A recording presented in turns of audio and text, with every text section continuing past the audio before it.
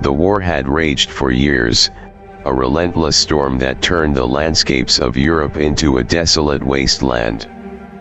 The year was 1917, and the once vibrant fields of the Western Front had become a grim tableau of death and decay. Among the trenches, where the stench of rot and the constant threat of enemy fire were ever present, men lived and died in the mud-soaked earth. Private Arthur Jameson, a young man from Lancaster City, Pennsylvania, found himself in the thick of it. He was barely 20, his face still bearing the softness of youth, though his eyes had aged a lifetime in the few short months he had spent at the front. The days blended into each other, an endless cycle of fear, boredom, and the deafening roar of artillery. Arthur's battalion, the 313th Infantry Regiment, had been stationed near the village of Passchendaele, a place that had become synonymous with horror. The incessant rain had turned the ground into a quagmire, swallowing men and machines alike.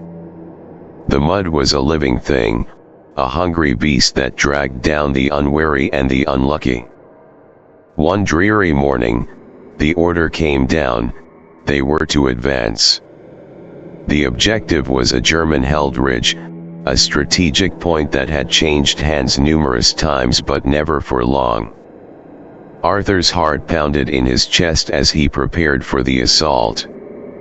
The waiting was always the worst part, the moments before the whistle blew and they climbed out of the trenches into the hell of no man's land. As the signal came, Arthur hauled himself over the top, rifle in hand. The air was thick with the smell of cordite and the sound of gunfire. He moved forward, his feet struggling against the sucking mud, each step a battle in itself. All around him, men fell, cut down by machine gun fire or shredded by shrapnel. The cries of the wounded mixed with the thunder of explosions, creating a symphony of despair. Arthur pushed on, his mind a blur of fear and adrenaline. He was dimly aware of the men beside him, comrades who had become like brothers in the shared nightmare of trench warfare. They pressed forward, driven by a mixture of duty and the primal instinct to survive. The ridge loomed ahead, a barren rise scarred by shell craters and the twisted remnants of barbed wire. In the chaos, Arthur found himself separated from his unit. He stumbled into a shell hole, the wall slick with mud. For a moment, he lay there, gasping for breath, the sounds of battle muted by the earthen walls. He forced himself to move, crawling out of the pit and back into the fray. Ahead, he saw a German machine gun nest, its occupants focused on mowing down the advancing troops. Arthur's training took over. He dropped to one knee, aiming his rifle with steady hands. The first shot took down the gunner, the second the loader. The machine gun fell silent, a brief respite in the storm of violence. Arthur pressed on, his path taking him past the bodies of friend and foe alike. The ridge was within reach, a mere 50 yards that felt like an eternity. He could see the Germans now, their faces twisted in fear and determination, just as his own must have been. He fired again and again, each pull of the trigger a defiance of death. As he reached the crest, a searing pain ripped through his side. He fell to the ground, clutching his wound, the world around him growing dim. He lay there, the mud cold against his skin, his blood mingling with the filth of the battlefield. The sounds of battle faded, replaced by the eerie silence of impending death. Arthur's thoughts drifted to home, to Lancaster City, where the streets were lined with familiar faces and the air was filled with the scent of fresh bread from the local bakery. He thought of his family, his mother and father, who had watched him go off to war with pride and fear in their eyes. He thought of Mary, the girl he had promised to marry when he returned. In his final moments, Arthur found a strange sense of peace. The war, with all its horrors, seemed distant and unreal. He closed his eyes, letting the darkness take him, his last breath a whisper lost in the wind. The ridge was taken, but at a terrible cost. The dead and dying lay scattered across the battlefield, a testament to the futility and madness of war. Arthur Jameson was just one of many, a young life cut short in the prime of youth. His sacrifice, like so many others, would be remembered in the annals of history, a somber reminder of the price of conflict. Arthur's eyes snapped open with a gasp. His heart pounded in his chest as he tried to make sense of his surroundings. It was dark, impossibly dark, and the air was stifling. Panic set in as he reached out, his hands meeting the unyielding surface of wood. The realization hit him like a hammer blow: he was in a box, a coffin. He pushed against the lid, but it was heavy, weighted down by the earth above. Desperation gave him strength, and he shoved harder, gritting his teeth against the pain in his side. After what felt like an eternity, the lid gave way with a creak, and a shower of dirt cascaded down on him. He clawed his way upward, every movement a struggle against the suffocating weight of the earth. Finally, his hand broke through the surface, feeling the cool air of the night. With one last, mighty effort, he pulled himself out, collapsing onto the ground, gasping for breath. He lay there for a moment, staring up at the starless sky, his mind reeling. Slowly, he sat up, taking in his surroundings. The tombstones, the wrought iron fences, the eerie stillness. He was in a graveyard. His heart skipped a beat as he recognized the place. The old cemetery on the outskirts of Lancaster City, where he had grown up. His legs trembled as he stood, his mind racing with questions. How was this possible? The last thing he remembered was the battlefield, the ridge, the pain. Yet here he was, miles and an ocean away from the horrors of war. Arthur stumbled forward, his movements clumsy as he navigated the rows of graves. He passed familiar names etched in stone, names he had known all his life. The cold realization settled over him: he was walking among the dead of his hometown. He stopped at a gravestone that caught his eye, its inscription clear in the dim light. Arthur Jameson, 1897 to 1917. Beloved son and soldier. His breath caught in his throat. He reached out, tracing the letters with a trembling hand. His own grave. He was supposed to be dead. Arthur turned, looking out over the cemetery. In the distance, he saw the faint glow of the city lights. Lancaster City. Home. It was impossible, and yet, here he was. Determination filled him as he started walking, his steps growing steadier with each stride. He had to find answers, to understand what had happened to him.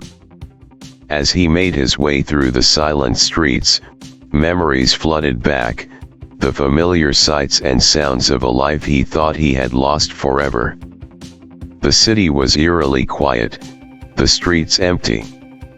He passed by the bakery where the scent of fresh bread had once filled the air, now dark and closed. The homes of friends and neighbors stood silent, their windows dark. It was as if the city was holding its breath, waiting for something to happen.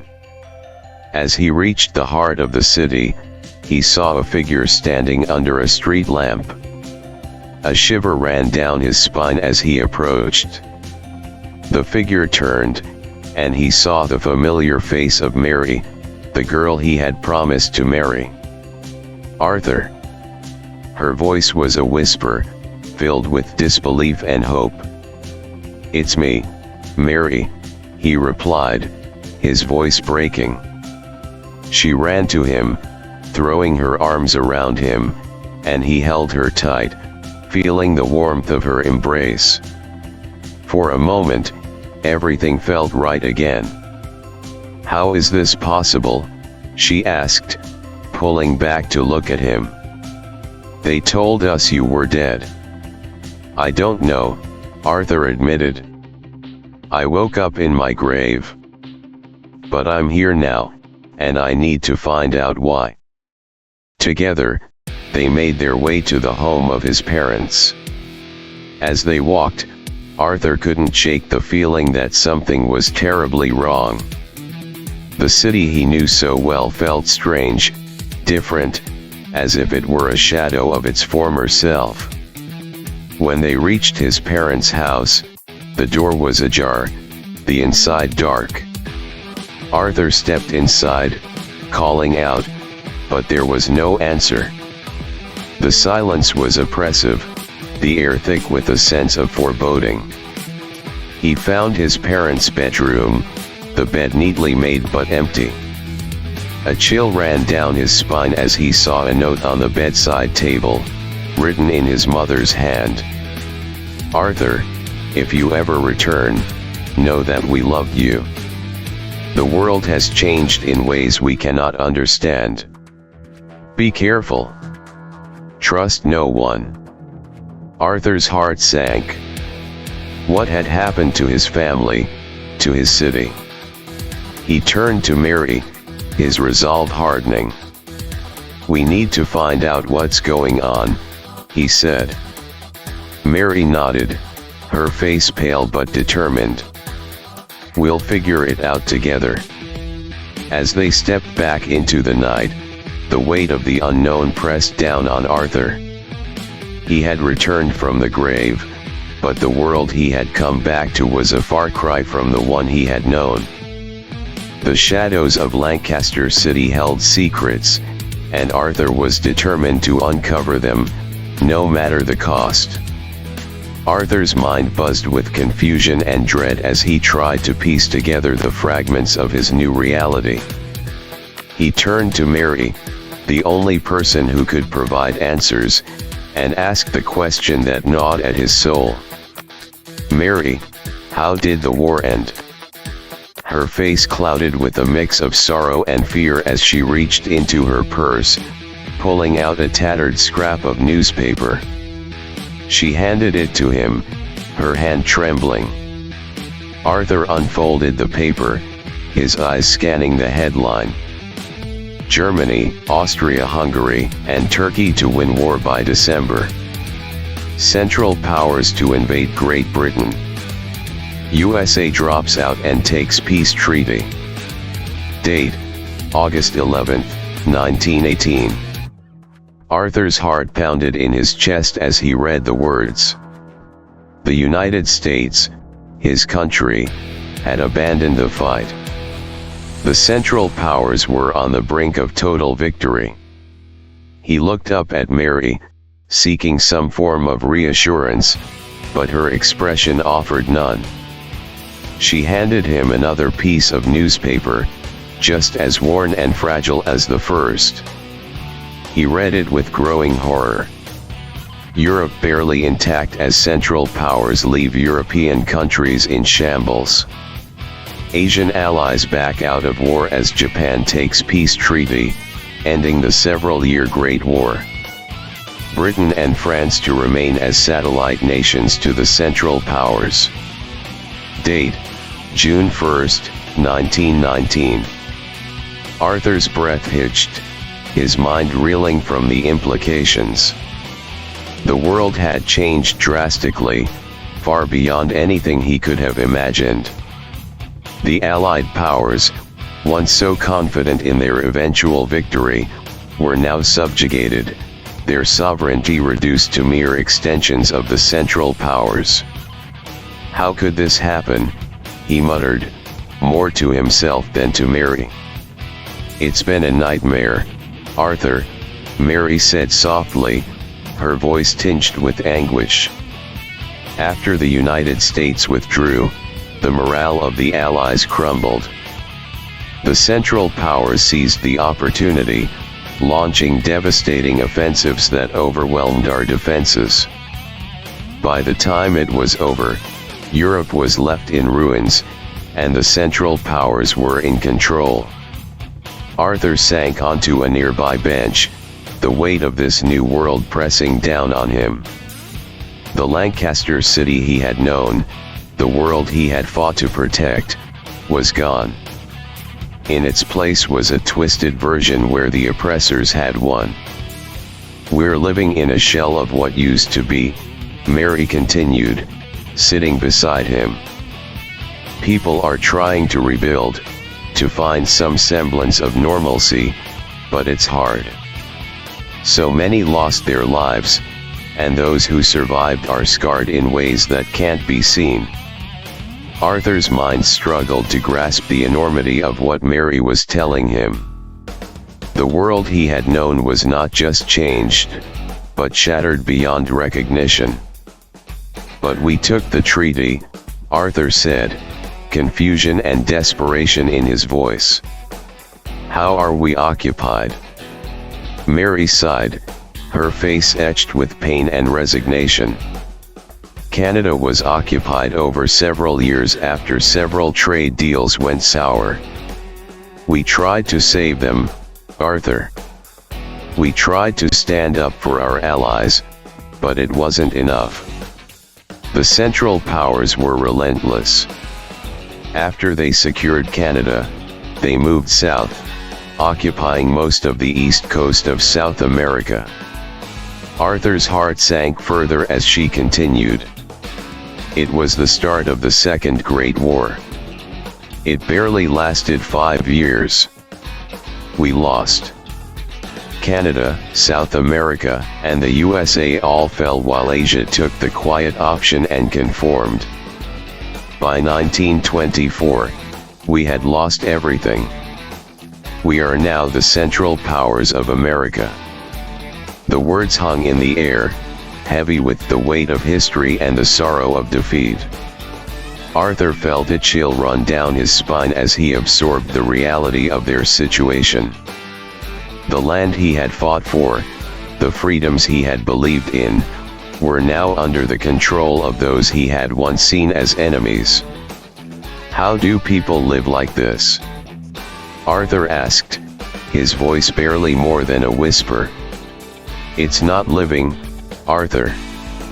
It's surviving, Mary replied. Every day is a struggle. There are curfews, rationing, constant surveillance. Anyone who resists disappears. People try to go about their lives, but the fear is always there, just beneath the surface. Arthur clenched his fists, anger and frustration boiling within him. There has to be something we can do. We can't just accept this. Mary looked at him, a flicker of hope in her eyes. There are those who resist, Arthur. Underground movements, people who haven't given up. It's dangerous, but it's the only way we can fight back. Then we have to find them, Arthur said, determination hardening his resolve. We have to join them. For our families, for our future. Mary nodded, her expression resolute. I know where we can start. There's a safe house in the old part of town. They meet there sometimes, planning ways to disrupt the occupiers. It's risky, but it's our best chance. Arthur felt a renewed sense of purpose as they set off towards the heart of the city. The journey was fraught with danger, but he knew they had to take the risk. The streets were eerily quiet, the shadows seeming to watch their every move. As they approached the safe house, Arthur couldn't help but feel the weight of history pressing down on him. The fate of their world rested on the actions of a few brave souls willing to stand against the tide. The safe house was a nondescript building, its windows darkened and its door heavily reinforced. Mary knocked in a specific pattern, and after a tense moment, the door creaked open. A pair of wary eyes peered out before allowing them inside. The interior was dimly lit, filled with the murmurs of hushed conversations. Men and women of all ages were gathered, their faces marked by determination and resolve. Arthur felt a surge of camaraderie as he looked around the room. These were people who had not given up, who still believed in a future free from tyranny. A man in his 40s, with graying hair and a stern expression, approached them. "Mary, you made it," he said, relief evident in his voice. "And who's this?" "This is Arthur," Mary replied. He just came back. He was a soldier in the First War." The man's eyes widened in shock and curiosity. "A soldier from the Great War? How is that possible?" "It's a long story," Arthur said, glancing at Mary. "But right now, all that matters is that I'm here, and I want to help." The man nodded, a flicker of respect in his eyes. "I'm Thomas, one of the leaders of this resistance cell. We could use someone with your experience." Arthur shook Thomas's hand, feeling the weight of responsibility settle on his shoulders. "I'll do whatever it takes." As the meeting began, Arthur listened intently to the plans being discussed.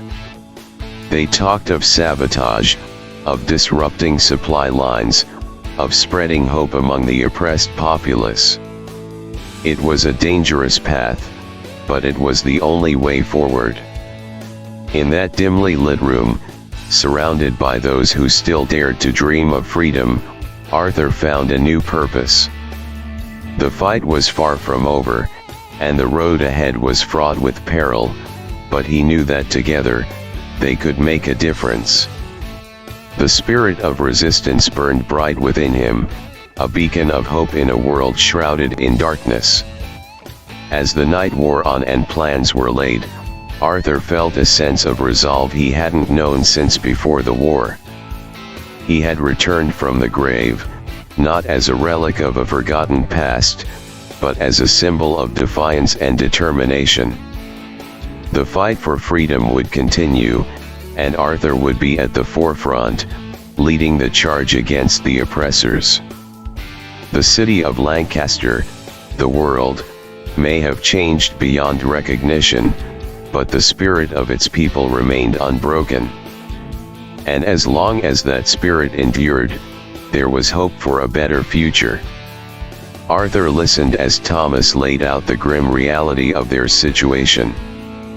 The resistance in Lancaster City, like so many others across the original 13 states, was poorly equipped and poorly trained. If they were to have any hope of reclaiming their city, they would need weapons, ammunition, and the means to produce both. Thomas, the de facto leader, voiced the sentiment on everyone's mind.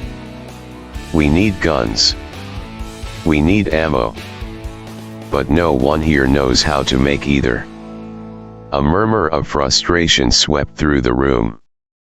The odds seemed insurmountable. Arthur, however, felt a flicker of hope as a distant memory surfaced. He cleared his throat, drawing the attention of the group.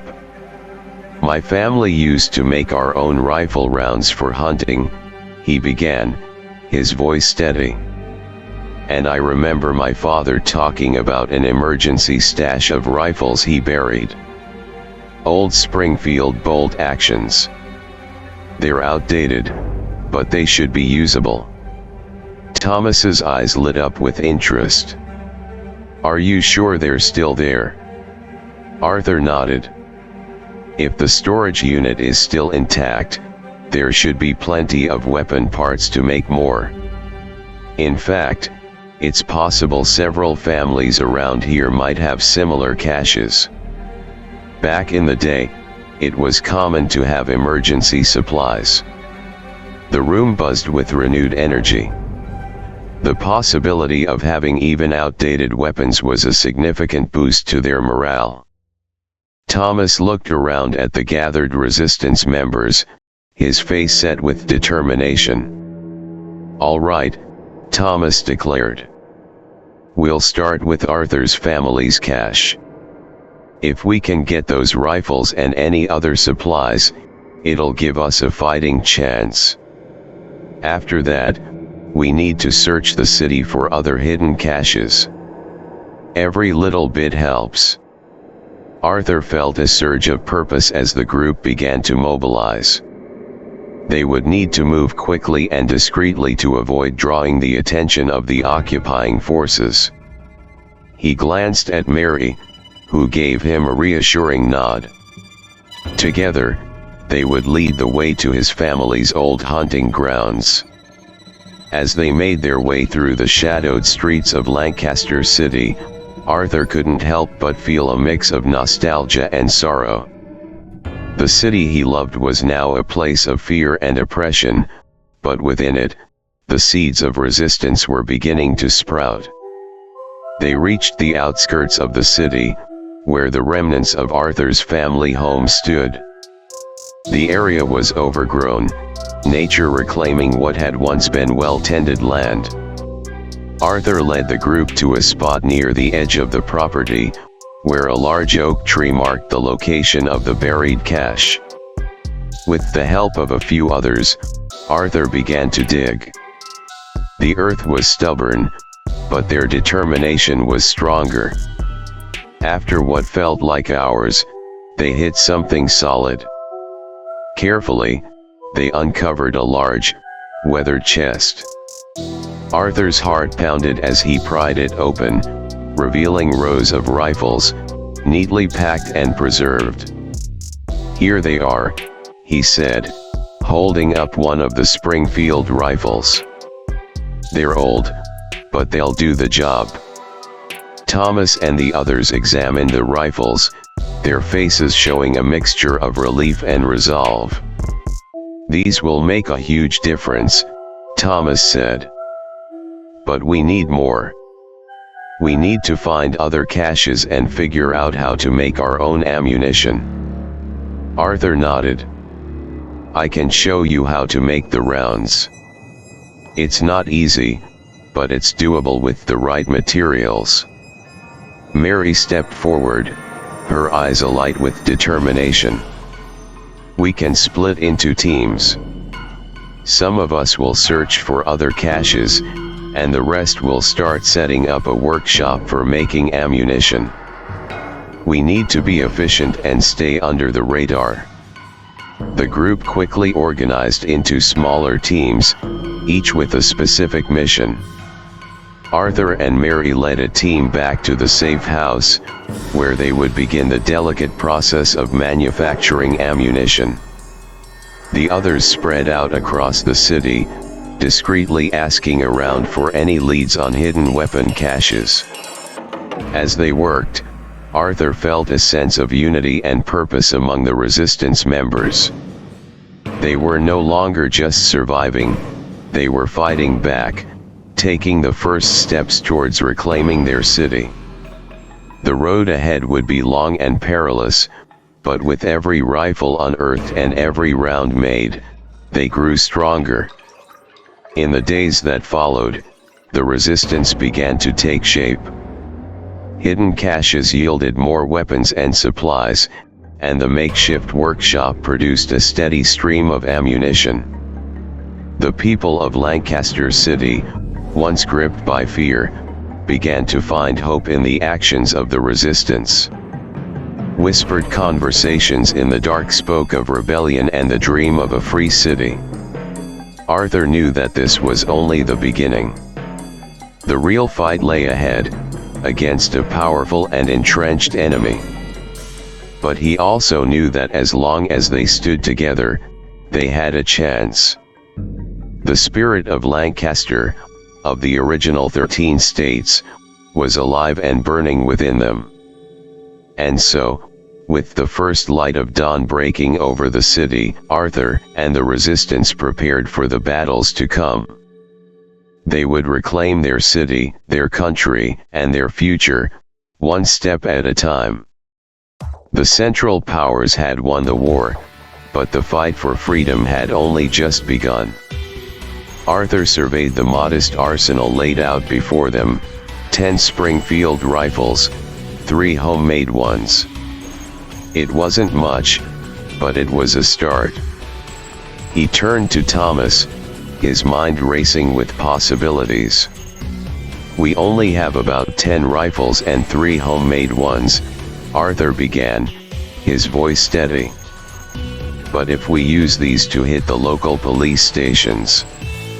Thomas's eyes lit up with understanding. He nodded and finished the thought. "Then we will have enough guns for a few hundred. We can pass them out to the street dwellers, grab the local cars, and make a break for the military installation on the west border of the city. From there, we can take those weapons and turn 180 to push west and take out the stragglers in Millersville. In total, there should be enough guns to save this area." A ripple of excitement and determination spread through the room. The plan was audacious, but it was their best shot at turning the tide. Mary stepped forward, her eyes filled with resolve. "We need to act fast. The longer we wait, the more likely the occupiers will notice something's up. We should move tonight." Thomas agreed. "We'll split into 2 groups. One will hit the police stations, the other will secure transportation. Arthur, you're in charge of the assault team. Mary, you'll handle logistics and getting people organized." Arthur felt the weight of responsibility settle on his shoulders, but he welcomed it. "We'll need a distraction to keep the police off balance. Something big enough to draw their attention away from the stations." Thomas nodded. "I have some contacts who can help with that. A few well-placed fires or explosions should do the trick." As the resistance members prepared for the night's operation, Arthur took a moment to gather his thoughts. The plan was risky, but it was their best hope for reclaiming Lancaster City. He knew the stakes were high, and failure could mean the end of their fight. When night fell, the 2 groups set out, moving through the shadows to avoid detection. Arthur led his team towards the first police station, their hearts pounding with anticipation and fear. As they approached, the distant sound of explosions echoed through the city, signaling the start of their diversion. Arthur and his team moved swiftly, taking out the guards with a combination of stealth and surprise. The police station's armory was their primary target, and within minutes, they had it under control. They gathered as many weapons and as much ammunition as they could carry, then moved on to the next station. By dawn, the resistance had hit 3 police stations, securing a significant cache of weapons. Meanwhile, Mary's team had rounded up vehicles and spread the word to the street dwellers and other resistance sympathizers. The city was buzzing with a new sense of purpose and defiance. With the newly acquired weapons distributed among their ranks, the resistance was ready for the next phase of their plan. Arthur stood with Thomas and Mary, surveying their makeshift army. The odds were still daunting, but the spark of rebellion had been lit. "Everyone knows their roles," Thomas said, addressing the group. "We hit the military installation next. Take what we need and then head west to Millersville. This is our chance to strike back, to reclaim our city and our future." Arthur felt a surge of pride and determination as he looked at the faces around him. These were ordinary people, bound together by a shared desire for freedom. They were ready to fight, to risk everything for the chance to live without fear. As they moved out, Arthur couldn't help but think of his family, of the sacrifices they had made. He was fighting for them, for the life he had lost and the future he still believed in. The road ahead would be long and perilous, but they were no longer alone. They were a force to be reckoned with. The assault on the military installation was swift and brutal. The resistance struck with precision and overwhelming force, catching the occupiers off guard. By the time the sun was high in the sky, they had secured a substantial cache of modern weapons and vehicles. With their newfound strength, they turned west, pushing towards Millersville. The town's defenders, unprepared for such an organized assault, fell quickly. The resistance moved through the streets, liberating the town and securing more weapons. Arthur stood at the edge of Millersville, looking back towards Lancaster City. They had taken the first steps in a long and difficult journey, but the spirit of resistance was alive and burning brightly. They had proven that they could fight back, that they could reclaim their world, one battle at a time. As they regrouped and planned their next move, Arthur felt a renewed sense of hope. The Central Powers had underestimated them, but they would soon learn that the people of Lancaster, of the original 13 states, would not be easily subdued. The fight for freedom had only just begun, and Arthur was determined to see it through to the end. Arthur's heart raced as they pushed forward, the momentum of their initial victories driving them onward. The ragtag resistance force moved through Millersville with purpose, their numbers bolstered by the liberated weapons and the growing sense of unity. The streets, once quiet under the oppressive rule of the Central Powers, now echoed with the sounds of determined footsteps and hushed commands. Their first target was the police stations. With swift, coordinated attacks, the resistance overwhelmed the occupiers. Arthur led his team with precision, his training and experience from the Great War guiding his every move. The police stations fell one by one, their armories emptied and their defenders disarmed. The people of Millersville, emboldened by the sudden surge of resistance, began to emerge from their homes, offering aid, and joining the cause. Arthur stood at the entrance of the last police station, watching as his comrades secured the area. The feeling of victory was intoxicating, but he knew their work was far from over. The tiny military camp on the outskirts of town was their next objective, a crucial step in solidifying their control over Millersville. "Arthur," Mary called, running up to him. "The police stations are secure. We're ready for the next phase." He nodded, turning to his assembled fighters. "We move on the military camp now. This is where it gets tough. Stay sharp and stick to the plan." The resistance moved as one, their determination a palpable force. As they approached the camp, the sound of gunfire and shouted orders filled the air.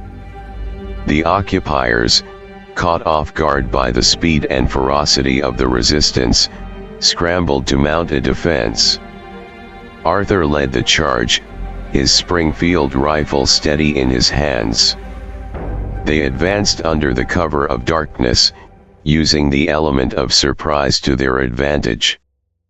The camp's defenses, hastily organized, crumbled under the onslaught. Barracks were stormed, supply depots seized, and the soldiers of the Central Powers were driven back. In the chaos, Arthur found himself face to face with a young enemy soldier, no older than himself when he had first gone to war. The soldier's eyes were wide with fear, his rifle shaking in his hands. Arthur hesitated, the weight of his own experiences pressing down on him. But the memory of his fallen comrades, the destruction of his homeland, and the faces of those he was fighting to protect steeled his resolve.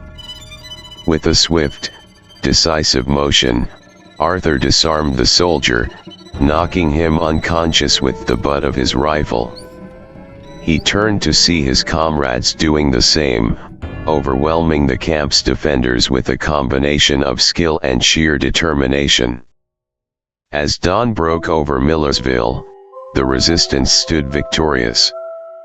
The tiny military camp, once a symbol of oppression, was now under their control. Arthur surveyed the scene, his heart swelling with pride and hope. The people of Millersville gathered around, their faces a mixture of relief and newfound determination. Thomas approached, a satisfied smile on his face. "We did it, Arthur. We've taken Millersville." Arthur nodded, his eyes scanning the crowd. "This is just the beginning.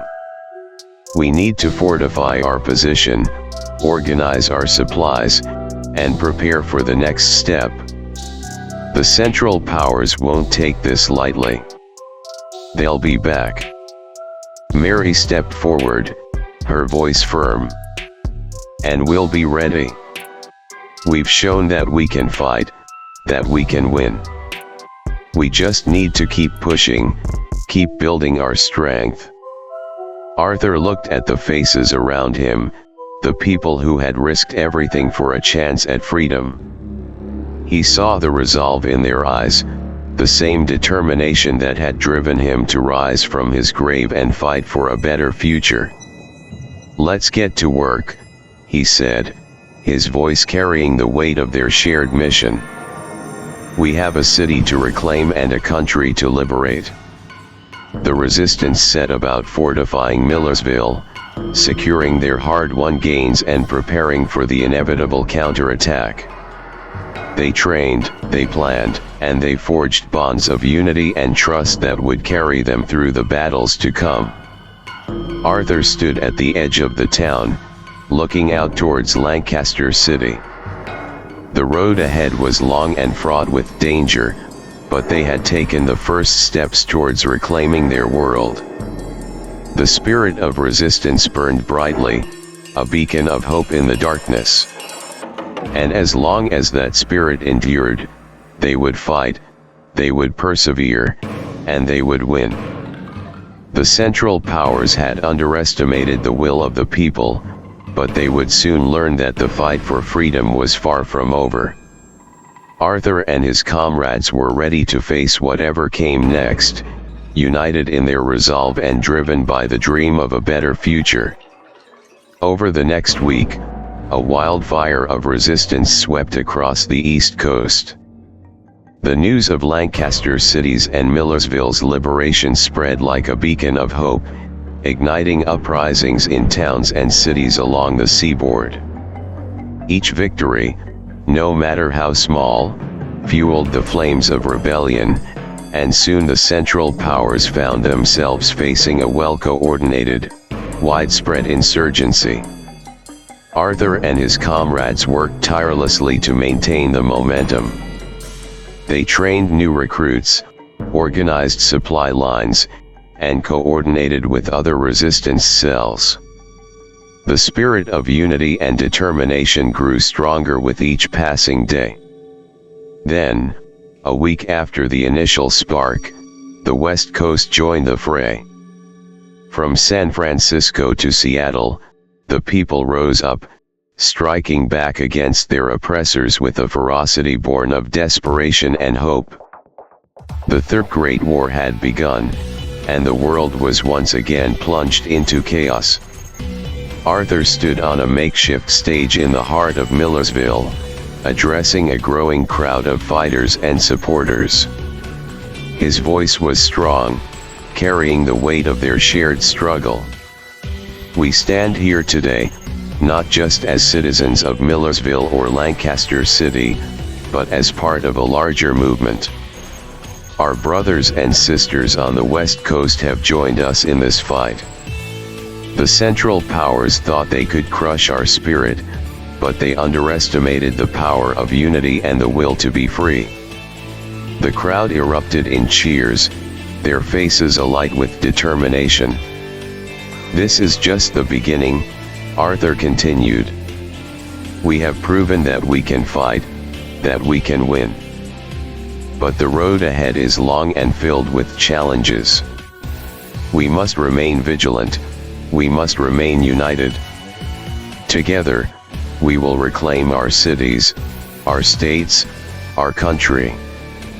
As Arthur stepped down from the stage, Thomas approached, his expression a mix of pride and concern. We've done well, Arthur. But the Central Powers won't sit idle for long. We need to be ready for their counterattack. Arthur nodded. I know. We need to fortify our positions, secure more supplies, and keep the lines of communication open with other resistance groups. We can't afford to let up now. Mary joined them, her face set with determination.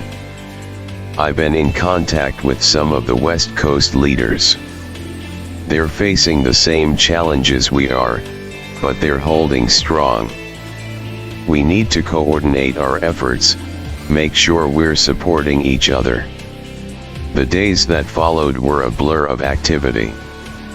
The resistance fortified Millersville and Lancaster City, turning them into strongholds of defiance. They set up communication networks, using old radio equipment and hidden couriers to stay in touch with other resistance cells. Supply lines were established, bringing in food, medical supplies, and weapons from sympathetic communities. Arthur spent his days training new recruits, sharing his knowledge and experience from the Great War.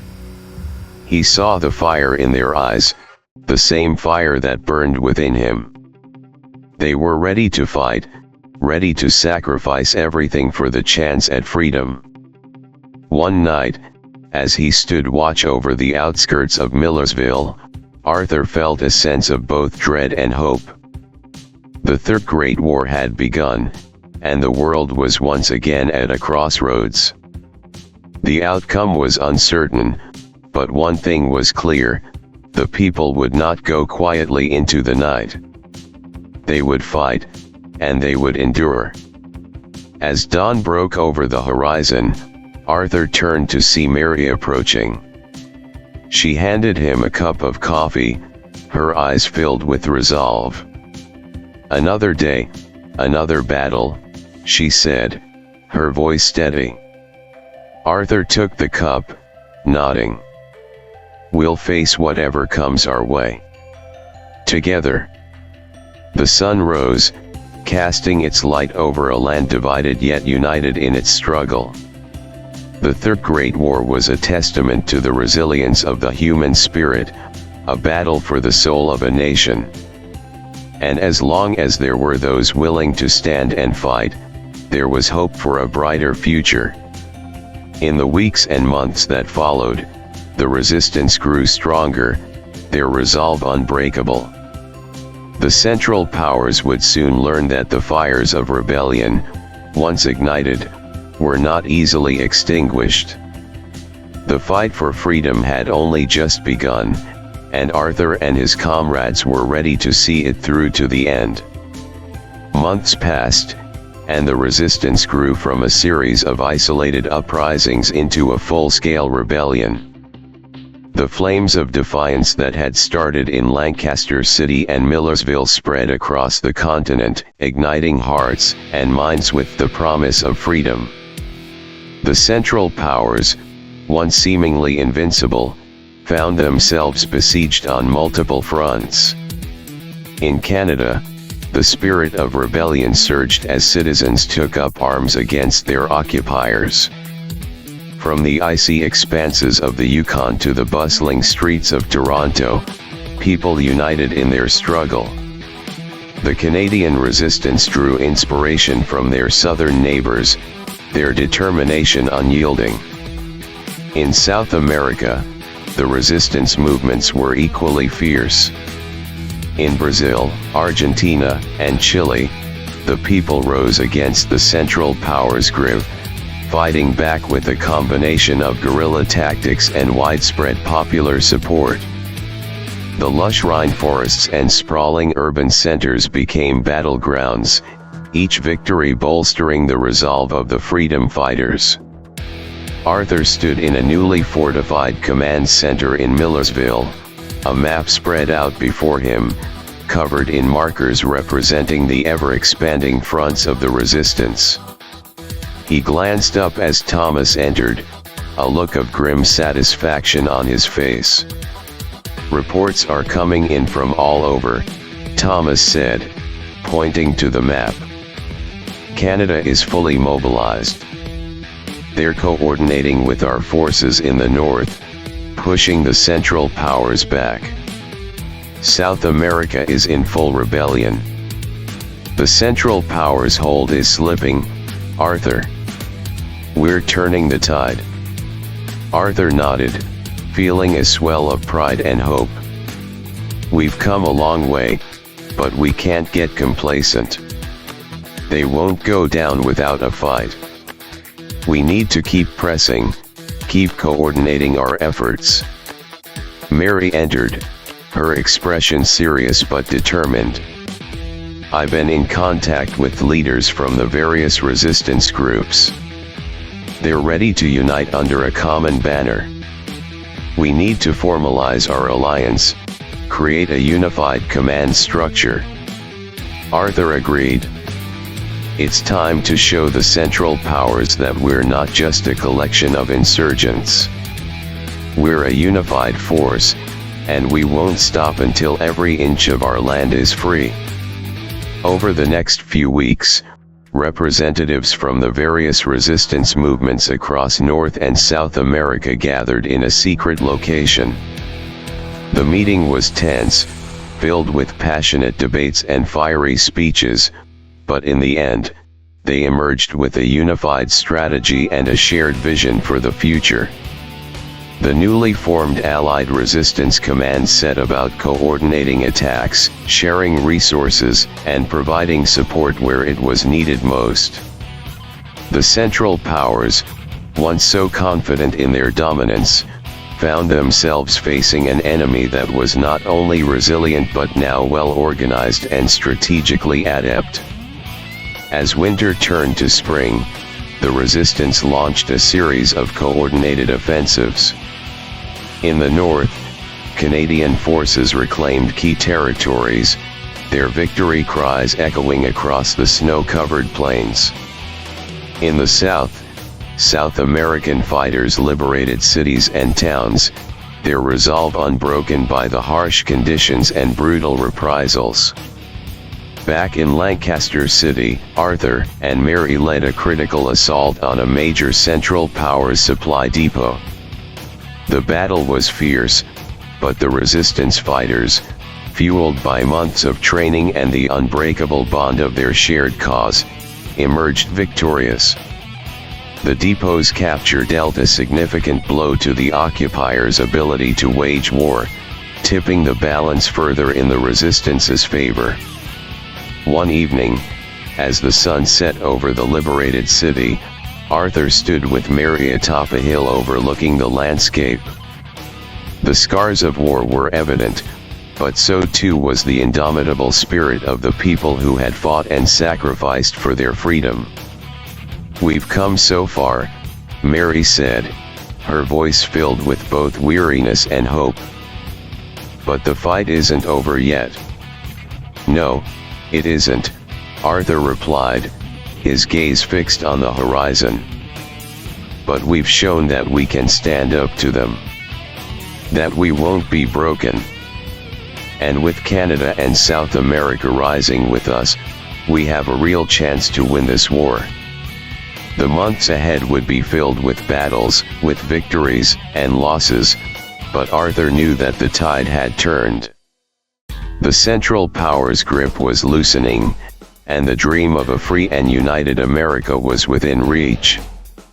As the night fell, Arthur and Mary descended the hill, ready to continue the fight. The Third Great War raged on, but the spirit of resistance burned brighter than ever.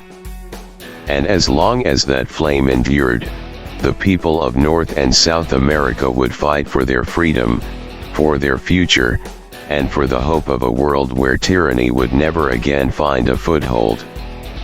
The months turned into a year, and the fire of rebellion spread relentlessly. Coordinated efforts between the Allied Resistance Command, spanning North and South America, had created an unstoppable force. The Central Powers, once the conquerors, found themselves increasingly on the defensive, their grip on the Americas slipping away. In Lancaster City, the resistance prepared for what they hoped would be the final push. Arthur, Mary, and Thomas stood together in the command center, their eyes fixed on the map that had guided their every move. The plan was ambitious, but they knew it was their best chance to end the war. "Our scouts report that the Central Powers High Command is retreating to their stronghold in Washington, D.C., Thomas said, his finger tracing the path on the map. "If we can cut them off and capture their leaders, we can break their chain of command." Mary nodded, her determination unwavering. "We'll coordinate with the Canadian and South American forces. We'll strike simultaneously, overwhelming them from all sides." Arthur felt a surge of resolve. "This is it. We take Washington, and we end this war." As dawn broke, the combined forces of the Allied resistance launched their assault. The battle was fierce, the air filled with the thunder of gunfire and the roar of explosions. Arthur led his unit through the chaos, their movements precise and deadly. They fought their way through the streets, pushing ever closer to the heart of the enemy's defenses. The final confrontation took place in the shadow of the Capitol. The Central Powers High Command, desperate and cornered, put up a fierce resistance. But the resolve of the Allied resistance was unbreakable. One by one, the occupiers fell, their stronghold crumbling under the relentless assault. Arthur found himself face to face with the enemy commander, a man whose name had become synonymous with oppression. The two locked eyes, a silent understanding passing between them. This was the end. With a swift, decisive move, Arthur disarmed the commander, the final act in a long and brutal war. The remaining occupiers surrendered, their spirits broken. As the sun set over Washington, D.C., the city lay in the hands of the resistance. The news of their victory spread like wildfire, and the celebrations began. Across North and South America, people took to the streets, rejoicing in their newfound freedom. In the weeks that followed, the Allied resistance worked tirelessly to rebuild. The scars of war were deep, but the spirit of unity and determination guided their efforts. Cities were restored, governments reformed, and the people began to heal. Arthur, Mary, and Thomas stood together once more, this time on the steps of the Capitol. The crowds before them cheered, their faces filled with hope and gratitude. Arthur stepped forward, his voice carrying over the crowd. "We stand here today, not as victors of a war, but as people united by a common dream. A dream of freedom, of peace, of a world where tyranny will never again find a foothold. We have shown that no matter the odds, the spirit of resistance, the desire for freedom, cannot be extinguished."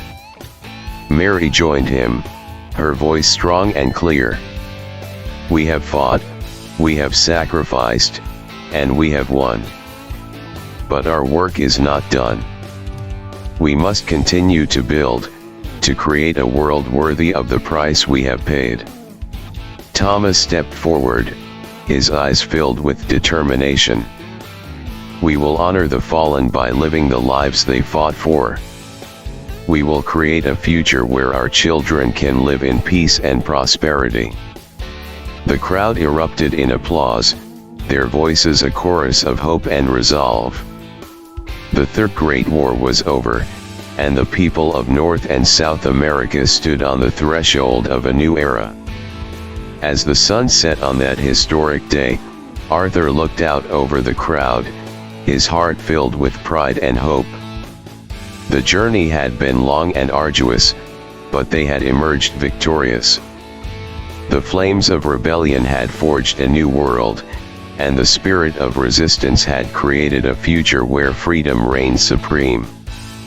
Together, they had turned the tide of history. Together, they had created a world where the light of liberty would never be extinguished. And together, they would continue to build that world, one step at a time.